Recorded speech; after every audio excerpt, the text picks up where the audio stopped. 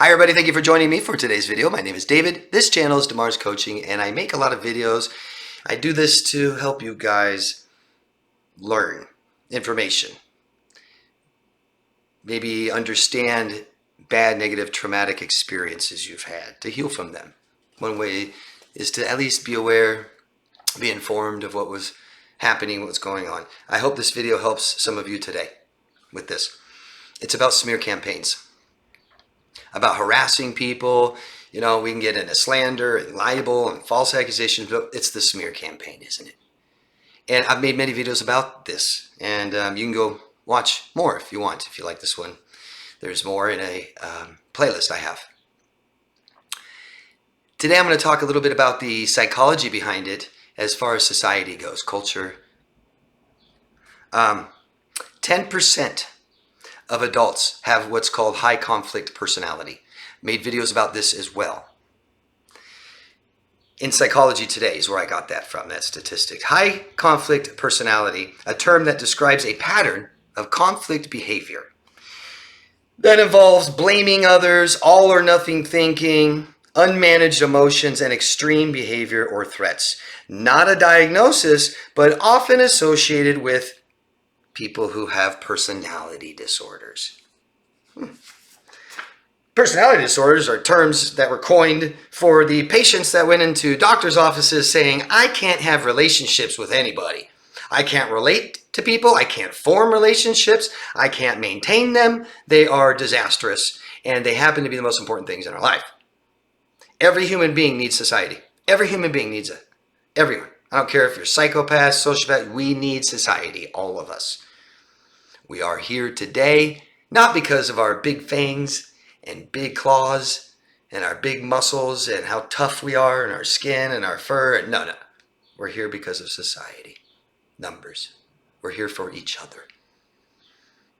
One big group. Huh?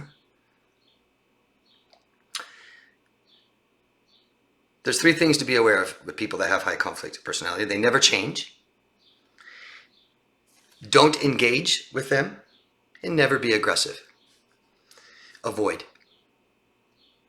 There's 5 types of high conflict people in Psychology Today. I find this very interesting. The 5 types are antisocial, high conflict person, narcissistic, high conflict person, borderline, high conflict person, paranoid, high conflict person, and histrionic, high conflict person. Those are 5 people that also have personality disorders. Interesting. They kind of go hand in hand, don't they? Society is made up of individuals, pairs, couples, and groups. Yeah, from our families to our work groups, to our social groups, to fundraisers, organizations, etc. And groups have benefits, don't they? Groups have benefits. Conforming to society and the norms gives us peace. It's inclusion, melody, yeah. Societal success. We get to stay alive and live. But group settings is where you may see the worst in people, okay? Groups must always have bad guys. Always. We have to. It's amazing. Doesn't matter. You could take 100 people, any kind of people. You could take 100 50-year-olds that have never been convicted of a crime. They're all successful. And you put them in a situation like, remember the TV show Big Brother? Put them in a situation like that. 5 will cause problems. 5 will be high conflict criminals. Maybe they'll steal. Maybe they'll argue. Maybe they'll just play the victim and blame people. Antisocial personality. Psychopaths, sociopaths make up about 3.6 to 4.3% of the population. There's part of your 10% of high conflict people. Antisocial behavior are acts that create community concern. We need to flow well and everybody gets what they need and right, no one left behind. Antisocial people, their behaviors creates community concern. It doesn't flow well. These are people that might commit crime. They might be violent. They are high conflict. They might have personality disorder. Smear campaign. Attack people in society. To right out in the open abuse someone and attack them and make them a target and try to get other people to do the same, you can't get more antisocial than that. The people that do it feel dejected, not accepted, victimized, depressed, but they're seeking admiration and attention. They don't want the things that we like: normalcy, stability, emotional connection. No, they want admiration, attention, and this is how they do it. What do? How does someone dejected, not accepted, victimized, and depressed get all the admiration and attention that they seek? What do? How do they do that? Because they're not good enough. A sociopath, a psychopath already believe that they're not good enough. They know they're different. They know it. They feel dejected, not just rejected, dejected, not a part, ever. Get away from us. If we knew, if we find out. So what do? Since they're not good enough to be accepted in the group, they make someone in the group worse than they are. That's it. And then they get to be the hero. People who smear campaign. Okay? We already went over it. High conflict people. Most people with cluster B personality disorders and paranoid.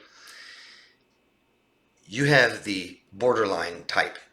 The obsessed victimhood. You have somebody who perceives they were hurt. Maybe they were. Maybe a narcissist completely abused them, and they go online and they smear. They smear to their family. They go call their work. They go do this.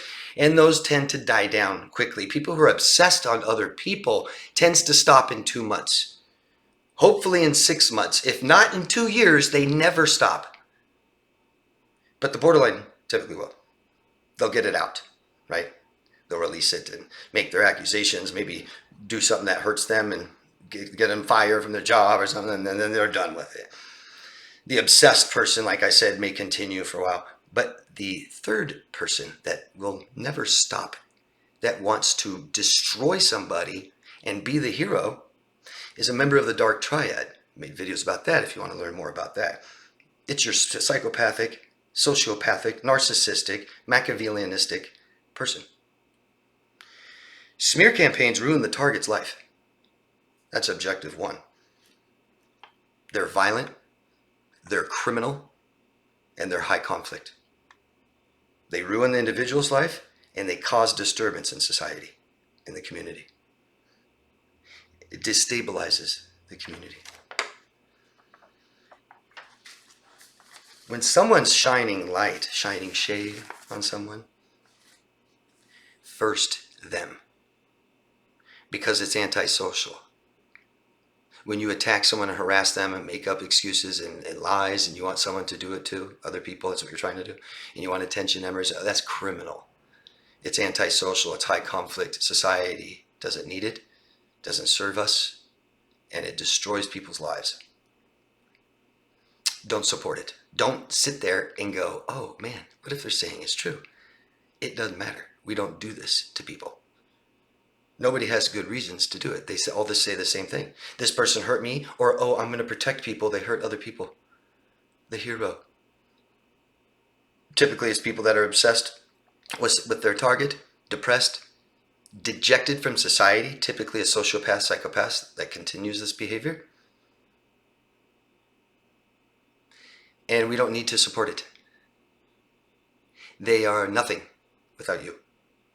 Without our reaction and our support, they're nothing. And we don't allow this. We just don't want people to do this to other people. It's wrong. Okay? I hope this video helps people. I know that only a small percentage of people ever have to suffer from this, and I hope nobody else has to. I hope people who have never do again. It's one of the most worst things in the world to ever experience. But as a society, as culture, we cannot accept this. And in groups, we tend to allow stuff like this in groups. We don't want to be the first one that does anything different. that stands out from the group. But this is about individual morality, isn't it? I won't have people in my life that hurt people, and I won't allow it.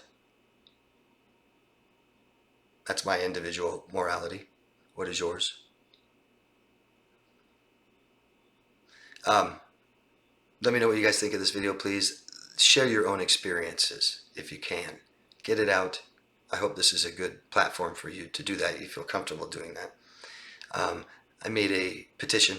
Some of you still don't know. It's Stop Narcissistic Online Bullying. It's global. Everybody can support it. All you have to do is follow the link down below and sign it. Share it with somebody else.